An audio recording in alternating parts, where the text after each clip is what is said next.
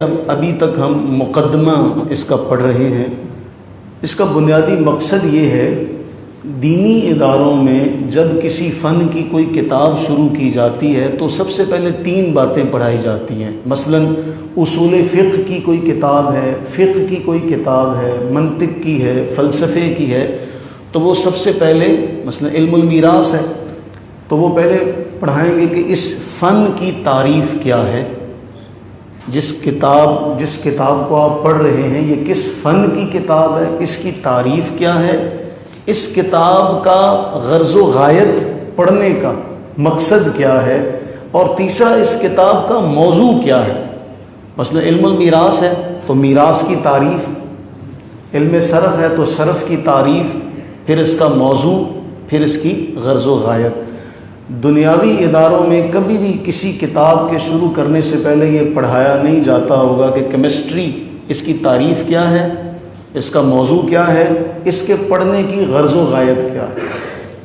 اسی دینی حوالے سے، اسی منہج پر میں اس مقدمے کو لے کر چل رہا ہوں۔ آج ہم پڑھیں گے کہ ہم جو کہتے ہیں قرآن، اور یہ جو کئی بار قرآن کریم میں لفظ قرآن آیا، اس کے بارے میں 3 باتیں یاد رکھیے گا کہ لفظ قرآن 3 معانی پر مشتمل ہے۔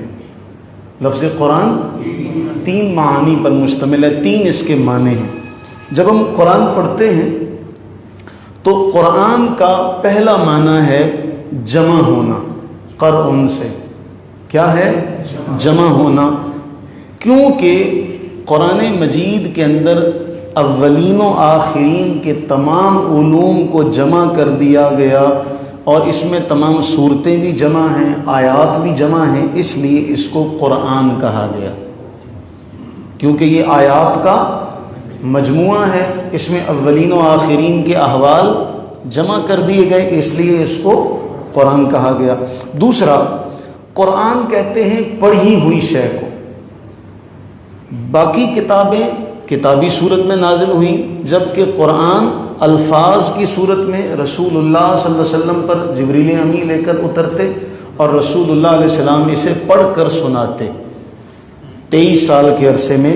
تو یہ چونکہ پڑھی ہوئی شے، پڑھا ہوا، اب جتنا اس کتاب کو پڑھا گیا آج تک کسی اور کتاب کو پڑھا نہیں گیا، اس لیے بھی اسے قرآن سے موسوم کیا گیا۔ تیسرا کہ اس کا معنی ہے ملنا، قرن، ملنا، چونکہ اس کتاب کے ساتھ حق اور ہدایت ملے ہوئے ہیں، حق اور ہدایت اس کتاب کے ساتھ ملے ہوئے ہیں، عقائد، اعمال، اخلاقیات، سیاسیات، عبادات، سب کچھ اس میں ساتھ ساتھ ہے، اور یہ مسلمان کے ساتھ رہتا ہے، کسی بھی وقت جدا نہیں ہوتا۔ دنیا میں اس کے ساتھ کوئی اپنا تعلق قائم کر لے تو قبر میں پھر یہ سب کچھ اس کو انعام و اکرام دلوائے گا، اس لیے بھی اسے قرآن کہتے ہیں۔ اب ان تینوں معانی کو یاد رکھنے کے بعد آپ دیکھیے کہ اس معانی پر کوئی اور کتاب پوری نہیں اترتی۔ اب کسی بھی اور کتاب کے لیے لفظ قرآن استعمال نہیں ہوا، کسی بھی کتاب کے لیے لفظ قرآن استعمال نہیں ہوا، ورنہ تورات کتاب بھی تھی، ہدایت بھی تھی، اور نور بھی۔ قرآن کریم نے بیان کیا وَأَنزَلْنَا التَّوْرَاةَ فِيهَا هُدًى وَنُورٌ، ہم نے تورات کو نازل کیا، اس میں ہدایت بھی ہے اور اس میں نور بھی۔ تو قرآن ہدایت بھی ہے، نور بھی ہے، رحمت بھی ہے۔ تو باقی تمام اوصاف میں یہ ساری کتابیں مشترک ہیں، لیکن قرآن کا اطلاق صرف اس کتاب پر ہوا جو اللہ نے ہمیں عطا کی ہے۔ اب وہ تینوں معنی اپنے ذہن میں دوبارہ یاد کر لیں کہ قرآن کا پہلا معنی کیا ہے؟ جمع ہونا، اور دوسرا معنی کیا ہے؟ پڑھا ہوا ہونا، اور تیسرا معنی کیا ہے؟ ملنا۔ اب ان تینوں معنی پر دنیا کی کوئی کتاب پوری نہیں اترتی، اس لیے اختصاص، یہ اس کتاب کی خاصیت ہے کہ امتیازی، اختصاصی اور استثنائی اعتبار سے یہ لفظ قرآن صرف اسی کتاب کو کہا گیا جو اللہ تعالیٰ نے اپنے محبوب محمد الرسول اللہ صلی اللہ علیہ وسلم پر نازل فرمائی۔ تو قرآن کے معنی جب ہم قرآن کھولیں گے تو یہ تینوں معنی ہمارے ذہن میں ہونے چاہیے کہ یہ اس میں آیات ملی ہوئی ہیں، اس میں صورتیں ملی ہوئی ہیں، یہ ہر ایک دور میں اس قدر پڑھی گئی کہ اس جیسی اس طرح کی کوئی اور کتاب پڑھی۔